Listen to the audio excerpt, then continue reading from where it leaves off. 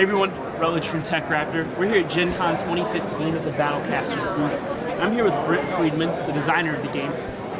Brent, you want to give us a little bit of your background? I know you've got a pretty colorful history with game development and the transmedia industry. So I started off working in Hollywood as a writer and producer.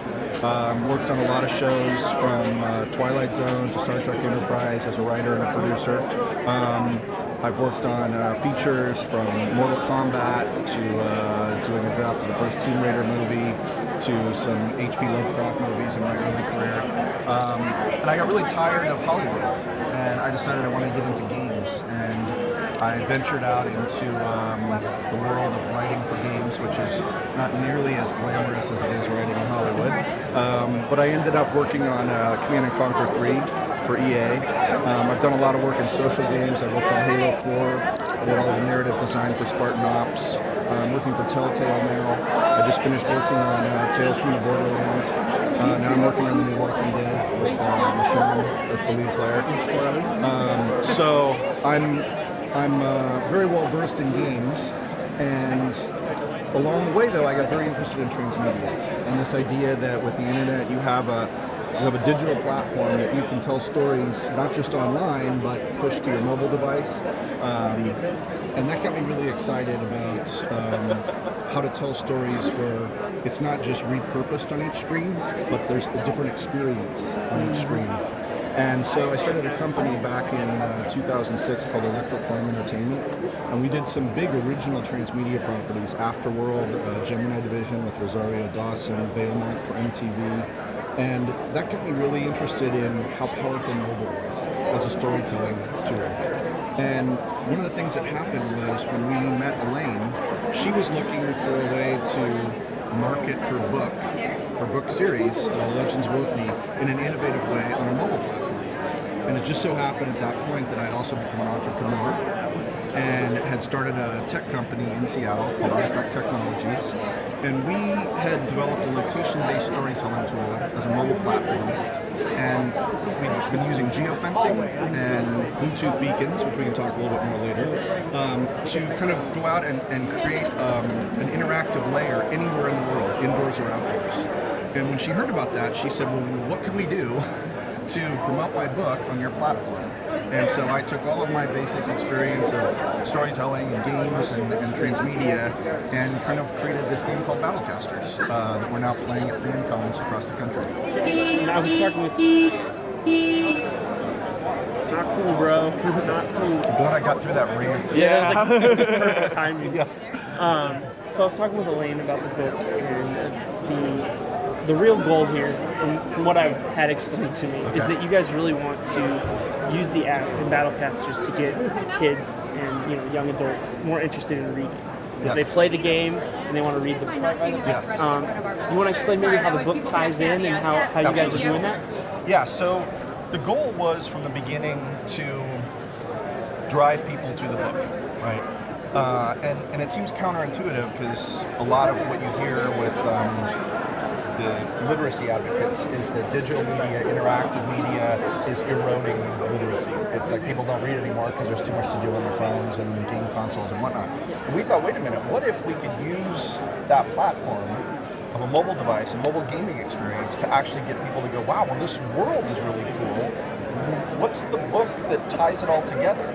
So what we did was we said, let's create kind of a Magic the Gathering meets geocaching style experience that we could go and take a bunch of kind of the characters, the places, the creatures, the mythological objects from the book series and make them into cards that you can wander around and collect at different places in the world. And so we've kind of created an alternate reality game, and that as you come to these places where we have beacons, you get notified you're now in the land of Balfour Island, right? And so when you're there, you see the wisdom of that land. So anything that was attributed to that area in the book is now a card. And you can go and collect different cards. You have to make certain choices. And there's a bit of strategy involved in the game. And then as you combine cards and runes, you can actually cast spells. And where our technology gets really cool is when you cast a spell, it changes the game board for everyone else. So that's where this kind of idea of Magic the Gathering gets a technological boost. And now what happens is you're making a spell, and it may change the game board just for you, or it may change the game board for everyone who comes to this place, or it may change the game board for everyone playing. And so that ability to have kind of this dynamic game board is what our platform has enabled, essentially. And what we found is that when people go and spend about 45 minutes to an hour seeing all of these cards, reading little bits about the world, I call it fractal storytelling, because each one of those pieces represents the whole, right?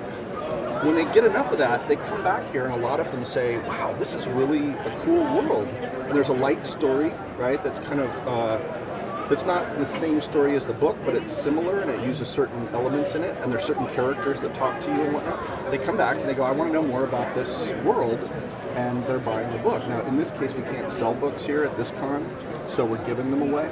But in a lot of places, people come back and they actually just want to buy the book. So this whole idea, this crazy notion we had, is actually working. So I want to talk a little about this technology. These beacons, they're yay big, just these small little devices, and they're powered by Bluetooth, correct? Yes. So how does the phone recognize it? So you come in range, and then does the app pop up? Do you need to be already in the app? Right. So what happens is that those are essentially transponders. They emit a signal. And what we've done with our technology is we created a platform which we can go and put them out here like a sprinkler system and go onto our control panel online and time them and say, this one will be discovered in 10 feet, 100 feet. This one will be discovered every 5 minutes, right? So we can write parameters around how the player will find them or engage with them. And then we can say, all of this content is only available at this particular beacon. Or we can have content that's available here and here and here. Right, so on our control panel, we can kind of go in and basically deploy the content with any rules we want at any location we want with the beacons. And we can actually then, from our mobile device, tune up and down the beacon. If we feel that the players aren't discovering it easy enough, then we can make the radius a little wider, we can make the frequency a little wider. But all it's doing, it's dumb technology, it's sending out a signal that the phone interprets as wake up. And we have an app, which is the game app, that basically says you're getting discovered by this beacon, which has all of this kind of ties to our back-end server, which says, okay, did you meet this rule? Did you meet this rule? Did you meet this rule? Great, show them this content. Oh, wow. And that's how it works, basically. And that's how we create kind of a very dynamic experience, because the server is remembering which places you've interacted with. And when you've done certain things in a certain order, new beacons turn on for you. Yeah. Okay, so you can't just wander around, they're all available. You've got to... Not at first, correct. You've got to move around. Yep. Okay, that's yep. awesome. We actually have one that we're about to put into the game. We haven't put it in here, but we actually have one location which, from the book series, is where Odin lives in Norse mythology, and it's called Asgard. And Asgard, in mythology, moves around, right? And you have to have a special compass to get there. So to kind of replicate that in the game, we have put it in 3 beacons, and when you're looking to try and get to the Asgard quest, it moves. So you see little animations where it's constantly moving on a really random pattern. So it'll be here for 3 minutes, here for 5 minutes, here for 6 minutes, here for 4. So it's very hard to get to, because if you don't get to it when it's there, it suddenly appears someplace else in the con, and then you have to try and get over there to get that. And you have special content you have to get in order to finish the game. So instead of having, you place all these out and it's just a static Correct. gameplay, it's always dynamic. Yes. It's going to be different each time. Yes. Yep. That's awesome. Yeah, and we've also done another thing too, which is by spreading the beacons further apart or putting them where you have to go upstairs to get to something, the game takes on a whole different challenge. And we've done different versions of the game at different cons. We did one at Denver Comic Con, which was what we call the fast track, where we put all the beacons pretty close together because there was a lot of kids and families. And we had kids running through trying to beat the game, right? And we have a leaderboard up here that's basically recording everybody's best times. And we had kids coming back and oh, I'm still a minute short. Okay, do it again. And so we didn't do that here, but we've actually had people playing it 5 and 6 times, coming back, beating a score, seeing that they're still not good enough, and then going back and trying it again. And then we see that people that have beaten it a number of times that have a high score keep wandering by trying to look inconspicuously like, am I still the top? Am I still the top? Oh, damn it. Gotta do it again. Gotta do it again. Yeah, she was telling me that there was a pregnant lady in one of the ones that she's like, you need to slow down. Like some people just cannot get enough. No, it's pretty addictive because it's very simple. I did a lot of work at Zynga. I did a lot of the narrative design on Empires and Allies. So I learned a lot about casual mobile social games, and this is really simple, but there's just enough choice in it and strategy that there's variance, right? So it's not just, oh, go here, and you win. You have to cast spells, and depending on which spells you cast, it's going to accelerate your speed through the game. And there's definitely easier ways to win than others. So there's a strategy to it. Yes. Now the app is free. The game is free to play. Absolutely. So anybody can play it. You just have to be at a con at this time. Yeah, so our plan right now is we're still in the process of rolling out features on the game. The game is not final. And what we've been doing is we started at Emerald City Comic Con, then we went to C2E2, Denver Comic Con, San Diego Comic Con, now we're here. Next we're going to PAX Prime in Seattle, and then New York Comic Con. By the time we get to New York Comic Con, we will have our first full version of the game out and ready and playable. There's a big feature that we haven't turned on yet, which is battling. So there's kind of a Pokemon-style battling system where when in between quests, you're being attacked by creatures that have escaped into this world, and you can battle them with spells, and if you beat them, you capture them, and then you can call other players and challenge them. So there's a whole other player-to-player aspect, so that when people are sitting around in cons, waiting for something to do, they can actually be playing the game. They don't have to be just next to a beacon. So is this game going to be, is BattleKasters going to be able to be played outside of cons, or are you guys looking to limit it specifically to conventions? So that's a great question. We originally thought, well, this can be everything, right? It can be a gaming experience that you can do at cons, and it should be something you can play at home on a sofa. And what we've discovered as we've been going to all these cons is that people love the on-site gaming experience. They love the idea of being someplace, walking around, discovering things, playing either with other people or against other people. And we started to think that's what's really special here, right? And I started to remember back to my days in high school, the idea of arcades, right? I couldn't go play Centipede anywhere but a bowling alley or an arcade. I had to go someplace to play the game. This was before all the technology seeped into our houses. Yeah. And it was cool because I'd go play, but my friends would come with me, right? Or I'd meet people playing there, and then I'd put a high score up there, and I would get really excited about that, and then 2 weeks later I'd come back and someone would beat me. And I was like, okay, get some quarters out. And that idea of having some place that you go play, we've started to realize there's a lot of value in it, and there isn't anything right now, there aren't a lot of companies that are really embracing that idea of on-site gaming. So what we decided to do was, since our game is deployable anywhere, we're actually looking at a model where when we come to a con, everyone who's in the con gets to play the game, right, for free.